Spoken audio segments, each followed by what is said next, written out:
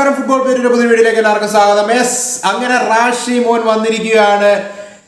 ലലീഗയിലെ ഡിഫൻഡേഴ്സിനെ വിറപ്പിക്കാനായിട്ട്, മുൾമുനയിൽ നിർത്താനായിട്ട്, നമ്മൾ കാണികളെ എഡ്ജ് ഓഫ് ദ സീറ്റിൽ നിർത്തിക്കൊണ്ട് എണ്ണീറ്റ് കൈയടിപ്പിക്കാനായിട്ട്, ബാർസലോണ ഫാൻസിന്റെ വികാരമാവാനായിട്ട്, കണ്ണിൽ ഉണ്ണിയാവാനായിട്ട് റാഷ്ഫോർഡ് ഇതാ ബാർസലോണയിൽ എത്തിയിരിക്കുകയാണ്.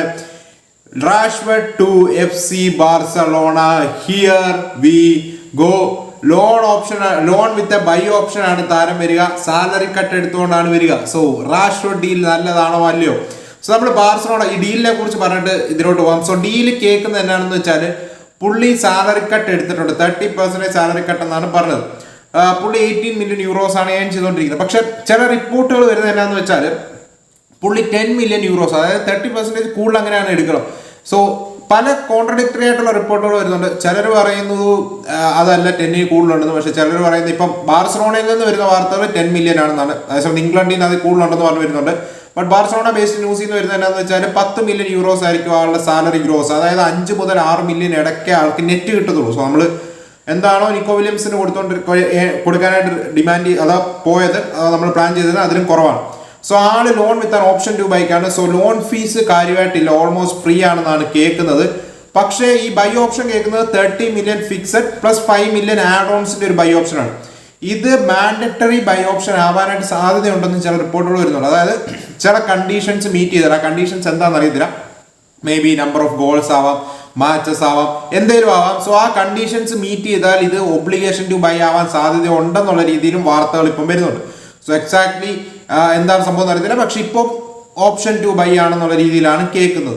സോ റാഷ്ഫോർഡിന് ഈ മൂവ് മതി. അതുകൊണ്ട് മാത്രമാണ് നമുക്ക് ഈ ഡീല് ഡൺ ആക്കാനായിട്ട് ഈസിലി സാധിച്ചത്. ആള് യാതൊരു രജിസ്ട്രേഷൻ ഗ്യാരണ്ടീസും കൊടുത്തിട്ടില്ല. സോ വേണമെന്ന് ഡിമാൻഡ് ചെയ്തിട്ടില്ല. സോ നമ്മൾ കൊടുത്തിട്ടും ഇല്ല. സോ ആള് ബാർസയെ വിശ്വസിച്ച് തന്നെയാണ് വരുന്നത്. സോ റാഷ്ഫോർഡ് ഈ മൂവിന് വേണ്ടി പുഷ് ചെയ്യുമായിരുന്നു. ഇവന്തോ മറ്റു ഓഫേഴ്സ് ഉണ്ടായിരുന്നെങ്കിലും ബാർസലോണ മതി എന്ന് പറഞ്ഞ് വരുമായിരുന്നു. സോ യുണൈറ്റഡ് ആളിനെ ഒരു വർഷത്തേക്കെങ്കിലും മിനിമം അവരുടെ ബുക്സിൽ നിന്ന് സാലറി വൈസ് ഒഴിവാക്കാനായിട്ട് സാധിച്ചിട്ടുണ്ട്. ആൻഡ് ബാർസലോണ ആയിരിക്കും ആളുടെ ഫുൾ സാലറീസും പേ ചെയ്യുക. സോ റാഷ്ഫോർഡ് ബാർസയിൽ വരുന്നത് നല്ലതാണ്. സോ നമ്മുടെ ഫൈനാൻഷ്യൽ സിറ്റുവേഷൻ നിങ്ങൾ നോക്കുകയാണെങ്കിൽ അധികം പോസിറ്റീവായിട്ടുള്ള രീതിയിലല്ല പൊക്കോണ്ടിരിക്കുന്നത്. അതൊരു ഫാക്റ്റാണ്. സോ ഡെക്കോയോ ലപ്പോട്ടയോ വന്ന് പബ്ലിക്കിന്റെ ഫ്രണ്ടിൽ പറയുന്ന പോലല്ല. നമുക്ക് രജിസ്റ്റർ ചെയ്യാനായിട്ട് ബുദ്ധിമുട്ടുകളുണ്ട്. ഇപ്പോൾ വരുന്ന വാർത്തകൾ എന്നാന്ന് വെച്ചാൽ, നമ്മുടെ ഈ ന്യൂ സൈനിങ്ങുകളെല്ലാം മിഡ് ഓഗസ്റ്റ്, അതായത് സീസൺ തുടങ്ങുന്നതിന് തൊട്ട് മുമ്പേ രജിസ്റ്റർ ചെയ്യാൻ പറ്റത്തുള്ളൂ എന്നുള്ള രീതിയിലാണ് കേൾക്കുന്നത്. സോ അല്ലെങ്കിൽ ഇപ്പം മാർക്ക് ആൻഡ്രേ ടെർ സ്റ്റെഗൻ സർജറിക്ക് പോവുക അല്ലെങ്കിൽ ലീവ് ചെയ്യുകയാണെങ്കിൽ ആളുടെ വേജസിൽ റിലീഫ് വരും. അല്ലെങ്കിൽ കാര്യങ്ങൾ കുറച്ച് കോംപ്ലിക്കേറ്റഡ് ആവും. നമ്മൾ വിചാരിക്കുന്ന പോലെ ഈസി ആവത്തില്ല. മേ ബി സീസൺ സ്റ്റാർട്ടിൽ ഇവർ രജിസ്റ്റർ ചെയ്യാൻ പറ്റുന്നുള്ള കാര്യത്തിൽ 100% ഗ്യാരണ്ടി ഇല്ല. സോ നമ്മുടെ ഫൈനാൻഷ്യലി നമ്മൾ പ്രതീക്ഷിച്ച കുറെ ഫണ്ടുകൾ വന്നിട്ടുമില്ല. ഇവന്തോ നമ്മൾ കൊടുത്ത റിപ്പോർട്ടുകൾ പ്രകാരം ക്യാമ്നോയിൽ ഒഫീഷ്യലി മാച്ച് കണ്ടക്ട് ചെയ്യാനായിട്ടുള്ള അനുമതി കിട്ടാതെ പല റവന്യൂസും റെക്കോർഡ് ചെയ്യാൻ പറ്റത്തില്ല. അങ്ങനെയൊക്കെയാണ് റിപ്പോർട്ടുകൾ വരുന്നത്.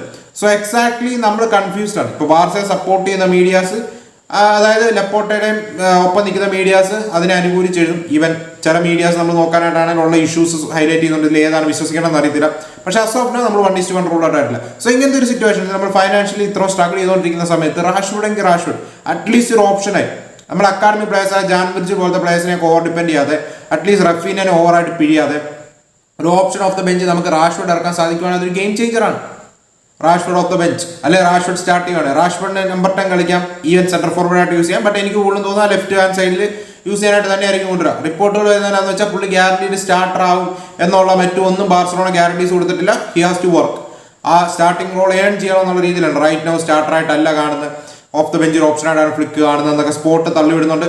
എന്തോ അത്ര സത്യം ഉണ്ടെന്ന് അറിയത്തില്ല. പക്ഷേ നമുക്കറിയാം കോമ്പറ്റീഷൻ കാണും. പുള്ളിക്ക് എന്തായാലും ഗ്യാരണ്ടീഡ് സ്റ്റാർട്ടർ റോൾ കാണത്തില്ല. സോ പുള്ളി കോമ്പീറ്റ് ചെയ്യട്ടെ. At least any option of the bench. നമ്മുടെ ഫൈനാൻഷ്യൽ സിറ്റുവേഷൻ വെച്ച് ഇതേ പോസിബിൾ ആയിട്ടുള്ള ഒരു ഡീലുണ്ട്. കാരണം നമുക്ക് വേറെ ചിലവൊന്നുമില്ല. ലോൺ ഫീസ് കൊടുക്കുന്നില്ല, ബൈ ഓപ്ഷൻ ആണുള്ളത്. സോ പേയ്മെന്റ് കൊടുക്കുന്നില്ല. ഇപ്പം ആളുടെ സാലറി ആയ 10 മില്യൺ മാത്രം ബുക്കിൽ അക്കോമഡേറ്റ് ചെയ്യേണ്ട ആവശ്യം നമുക്കുള്ളൂ. സോ എന്താണ് ഈ ഡീലിനെ കുറിച്ചാണ് നിങ്ങളുടെ ഒപ്പീനിയൻ എന്ന് പറയാം.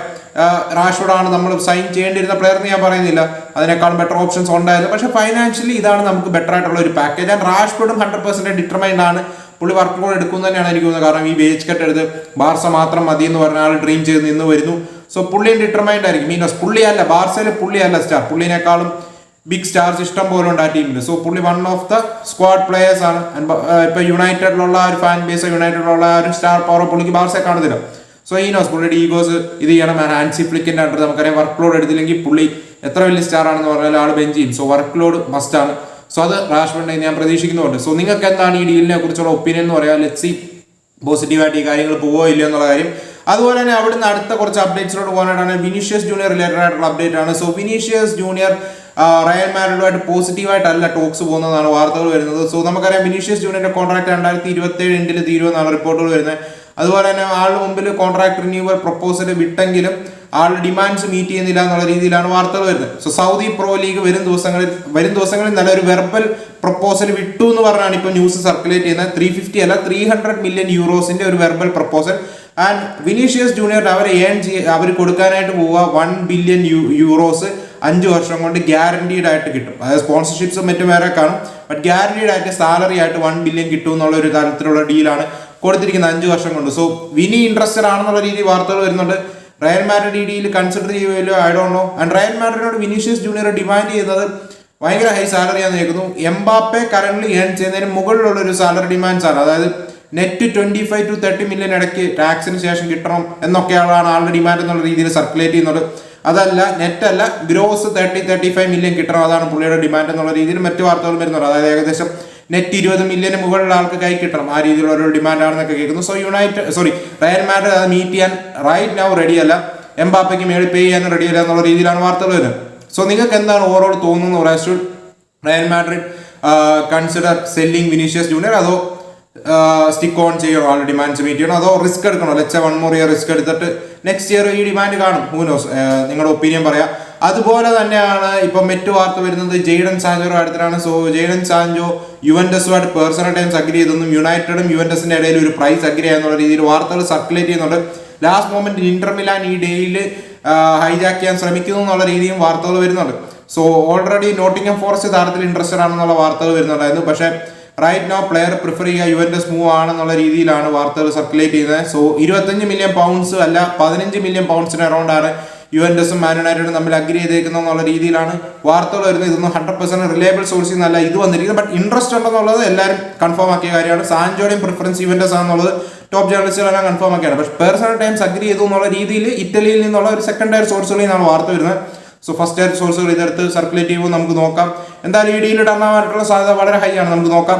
അതുപോലെ തന്നെയാണ് ബെൻഫിക്ക റിക്കാർഡ് റിയോസുമായിട്ടുള്ള ഡീൽ പ്രോഗ്രസ് ചെയ്യുന്നതായിട്ട് വാർത്തകൾ വരുന്നുണ്ട്. സോ റോമ റൈറ്റ് നൗ ഡീലിൽ നിന്ന് ഔട്ടാണ്. Even though player personal terms agree ചെയ്ത് നിൽക്കുവാണെങ്കിലും റോമയാണെങ്കിൽ 30 million euros fixed plus add ഓൺസിന്റെ ഡിമാൻഡ്, പാൽമേറസിന്റെ ഡിമാൻഡ് മീറ്റ് ചെയ്യാൻ റെഡിയല്ല. സോ ഇപ്പോൾ ബെൻഫിക്കയും പാൽമേറസും തമ്മിൽ ഡീൽ അഗ്രി ചെയ്തെന്നുള്ള രീതിയിൽ വാർത്തകൾ വരുന്നുണ്ട്. ആൻഡ് പേഴ്സണൽ ടൈംസ് പ്ലെയറുമായിട്ട് അഗ്രി ചെയ്യുന്നതിന്റെ ഫൈനൽ സ്റ്റേജസിലാണ് ബെൻഫിക്ക എന്നുള്ള രീതിയിലും വാർത്തകൾ കേൾക്കുന്നുണ്ട്. സോ ലെറ്റ്സ് ഈ ഡീൽ നടക്കുമോ ഇല്ലോ എന്നുള്ള കാര്യം. So Richard Rios to Benfica, here we go, ഏത് നിമിഷവും നമുക്ക് പ്രതീക്ഷിക്കാം.